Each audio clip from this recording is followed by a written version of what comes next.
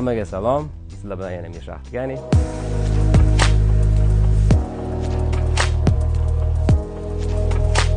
Bugungi sizlarga qilib beradigan obzorimiz yangi materiallarimizda Rombi kivi. Asnovasi buni XB materialga gipyurli narsaga qilingan. Mana ko'rishingiz mumkin. Boshqa Rombi kivi materiallarimizga qaraganda bu bo'li qattiqroq gipyurimizga qilingan va prozrachniy. Ko'pincha biz setkada kelgan bistrlarda rombik sotardik. Bu yengillik, chiroyli narsa. Tegidagi asnovasi bu narsamiz XB-ning lyuriksi bor. Prosta buni XB bo'lgani uchun bu XB gipyurimizni bir-biriga sachitaniya bo'lgani uchun birga sammesniy qilib luk qildik.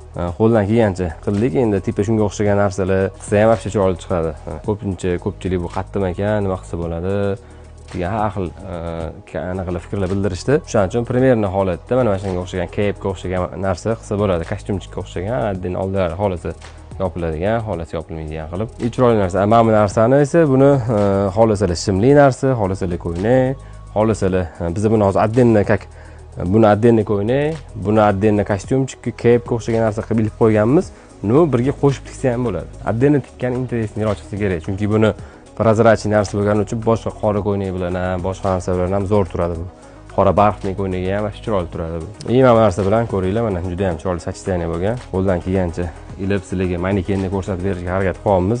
Sizlarga udobniy bo'lsin, sizlarga ko'proq tushunarli bo'lsin deb ko'ringlar, fikringizni qoldiringlar. Kimgadir qiziq bo'lsa, albatta bizga direktdan murojaat qilinglar. Qo'limizdan kelgancha chiroyli xizmat qilib, dastavkalarni qilib berishga harakat qilamiz. Sizlar bilan Mir Shahtigani.